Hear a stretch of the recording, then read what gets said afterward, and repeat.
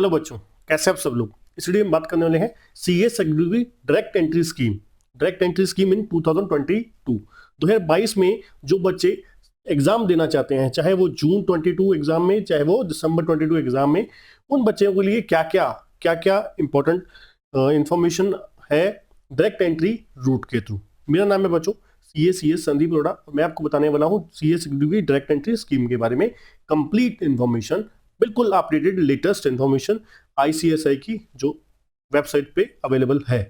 Right, तो चलिए start करते हैं। सबसे पहले हम बात करेंगे जो हमारा सीए सेक्रेटरी की डायरेक्ट एंट्री स्कीम में कौन बच्चा अप्लाई कर सकता है, मतलब कौन कौन से बच्चे एलिजिबल हैं डायरेक्ट एंट्री स्कीम में अप्लाई करने के लिए।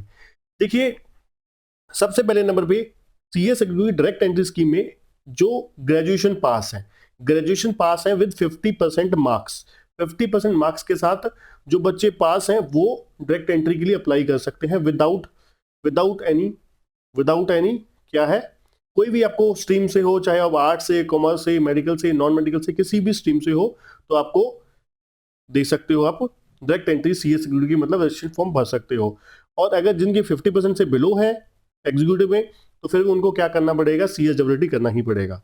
दूसरा, पोस्ट ग्रेजुएशन, जिन्होंने पोस्ट ग्रेजुएशन कर रखी है उन बच्चों को रजिस्ट्रेशन करवा सकते हैं। वहां यहाँ पर पोस्ट ग्रेजुएशन अगर आपने एमकॉम, एमए कुछ भी कर रखा है, पोस्ट ग्रेजुएशन कर रखी है, एमबीए कर रखी है, तो वहां पे मार्क्स का क्राइटेरिया नहीं है।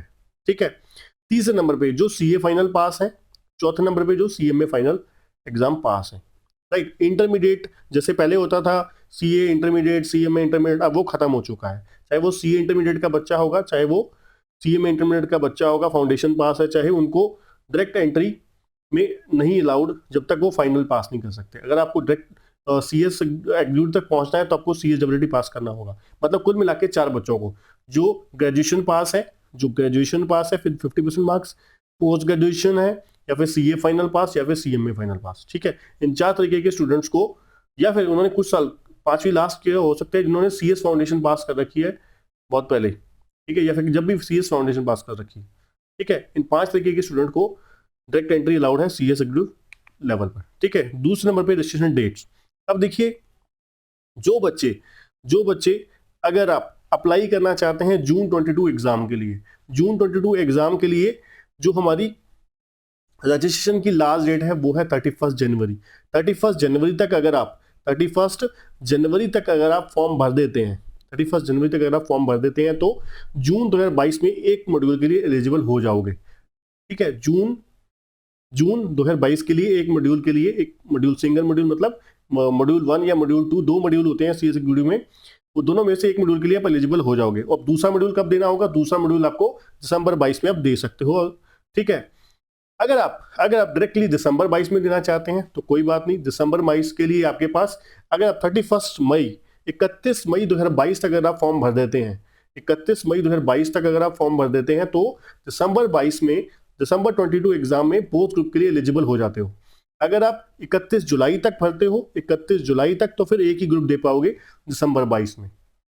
ठीक है, ये आपकी इंपॉर्टेंट डेट थी रजिस्ट्रेशन की सीएस एग्जीक्यूटिव की। ठीक है, चलिए नेक्स्ट चलते हैं, हम बात करते हैं प्री एग्जामिनेशन टेस्ट।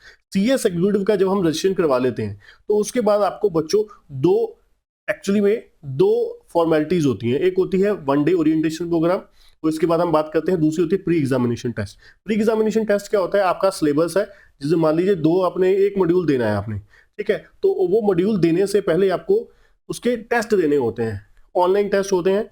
ठीक है, आईसीएसआई की वेबसाइट पर होते हैं, उसके लिए मैंने अलग से वीडियो बनाया हुआ है, डिस्क्रिप्शन में आपको लिंक दिया गया हुआ है। राइट, प्री एग्जामिनेशन टेस्ट में आपको क्या है, पेपर जो आपका सीएस का सिलेबस होता है उसी सिलेबस में से ही क्वेश्चन पूछा जाता है, उसी सिलेबस में से ही क्वेश्चन आपको पूछे जाते हैं, एमसीक्यू बेस्ड होते हैं। ठीक है, और आप वहां पर क्या है, कोई मॉनिटरिंग नहीं होती, वहां पर आप डायरेक्टली आप गूगल वगैरह से सर्च करके या किसी की मदद से भी आप वो पेपर दे सकते हैं। ठीक है, नेक्स्ट अगर बात करें तो ओडीओपी जैसे मैंने बताया, सेकंड फॉर्मेलिटी जो होती है 1 डे ओरिएंटेशन प्रोग्राम की। सक्सेसफुल रजिस्ट्रेशन करवाने के बाद हार्ड कॉपी बुक्स आईसीएसआई की तरफ से आने के बाद आपको 1 डे ओरिएंटेशन प्रोग्राम करना होता है। उसके लिए 600 रुपये फीस होती है, वो ऑलरेडी रजिस्ट्रेशन में जा चुकी होती है। ठीक है, हम लोग पे कर देते हैं। तो ओडीओपी आपको देना होता है आईसीएसआई, जो भी आप मान लीजिए जिस भी शहर से बिलोंग करते हैं।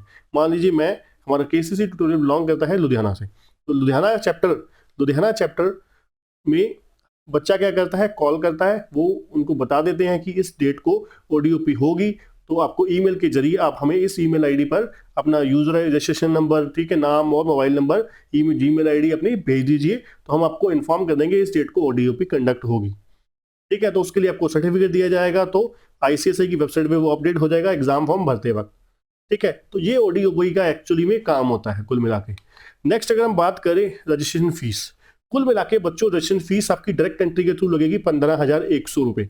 15,100 रुपये ये कैसे बटी होती है, इसमें अगर आप बात करो 5,000 रुपये, फिर 5,000 रुपीज आपकी एग्जामिशन फीस होती है, CSWT की एग्जामिशन फीस, मतलब जो CSWT नहीं देना पड़ रहा आपको उसको माफ कर दिया ICSI ने डायरेक्ट एंट्री की वजह से, उसके लिए आपको 5,000 रुपये एक्स्ट्रा देना पड़ा। ठीक है, उसमें ये 15,100 में एक चीज और इंक्लूड, दो चीजें और इंक्लूड होती हैं। 600 रुपये आपकी वन डे ओरिएंटेशन प्रोग्राम, जो मैंने आपको लास्ट पॉइंट में बताया, वन डे ओरिएंटेशन प्रोग्राम के 600 रुपये होते हैं, प्लस प्री एग्जामिनेशन टेस्ट के 1,000 रुपीज होते हैं। ठीक है, बाकी जो होती है वो हार्ड कॉपी बुक्स की और रजिस्ट्रेशन की फीस होती है। ठीक है, रजिस्ट्रेशन फीस और बुक्स की फीस वगैरह होती है, स्टडी मटेरियल की, सब कुछ की, तो कुल मिला के 15,100 इस तरीके से बटा हुआ है। ठीक है, प्री एग्जामिनेशन टेस्ट की फीस भी ऑलरेडी आ गई आपके पास, इंस्टीट्यूट के पास 1,000 रुपीज, ओडीओपी की 600 रुपये भी फीस आ गई। ठीक है, बुक्स वगैरह की भी आ गई, रजिस्ट्रेशन की भी फीस, कुल मिला के सारी 15,100 रुपये आपको पे करना है वन टाइम। ठीक है, इसके अलावा एक और 500 रुपये जनरल की होते हैं, वो ऑप्शनल होता है, आप अनटिक कर दीजिएगा।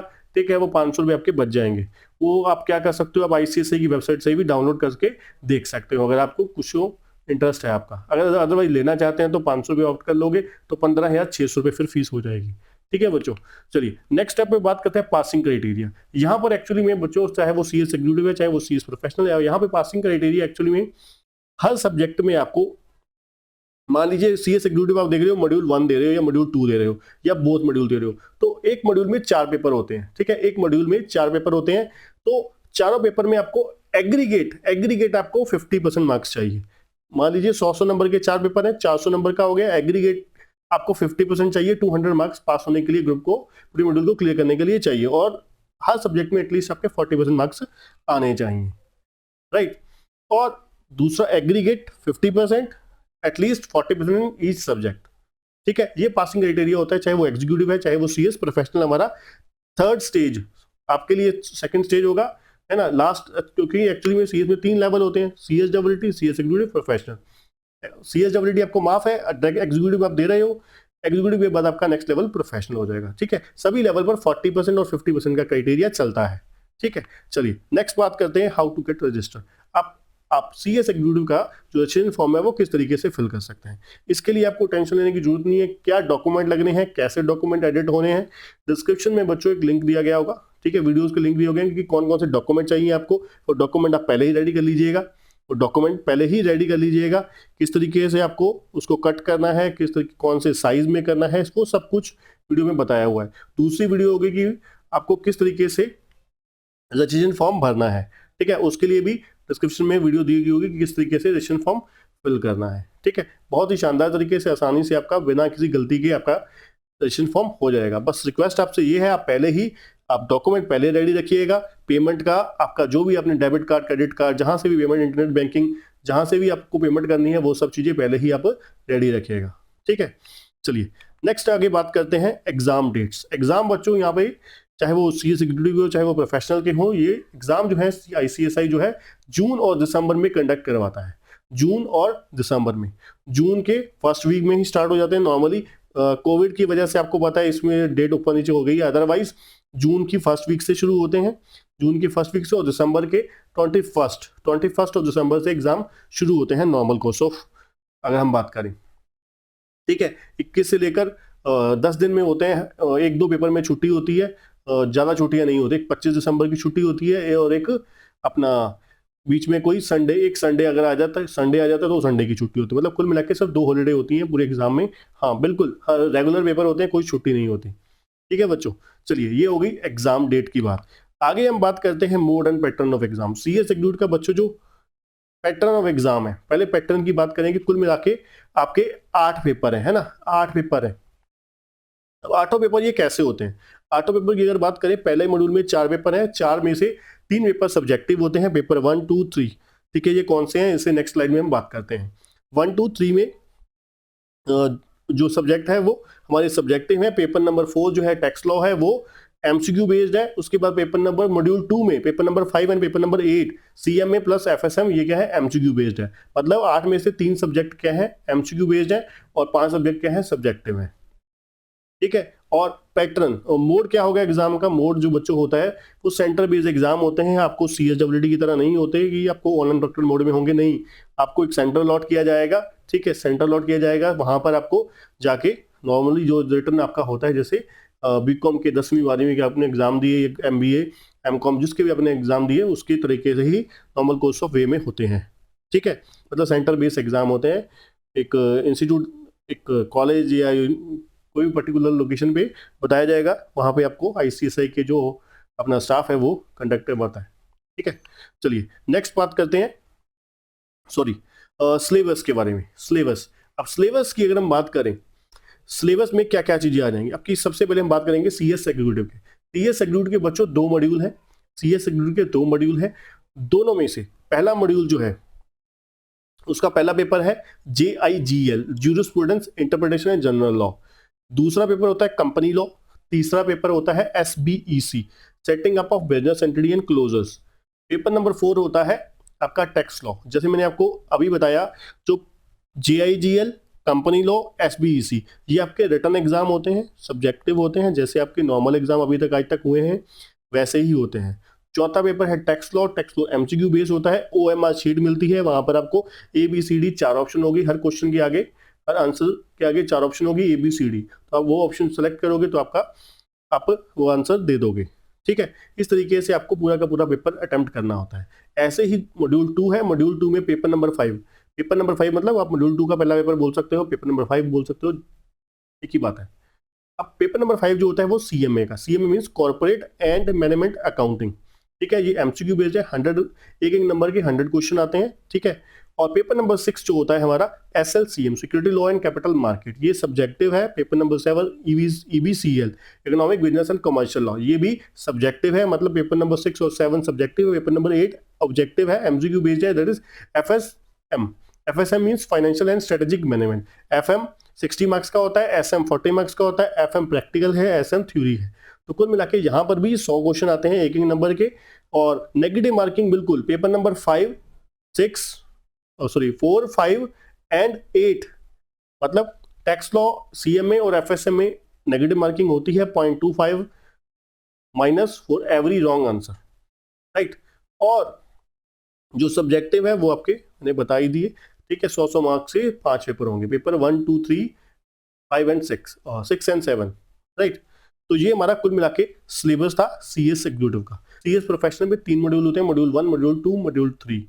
मॉड्यूल 1, 2 और 3 तीनों में 3 पेपर होते हैं। पासिंग क्राइटेरिया वही है, 40% इन ईच सब्जेक्ट एटलीस्ट और 50% एग्रीगेट, है ना। और नहीं, सॉरी, एंड इंग्लिश वाला एंड और हिंदी वाला था, ठीक है ना।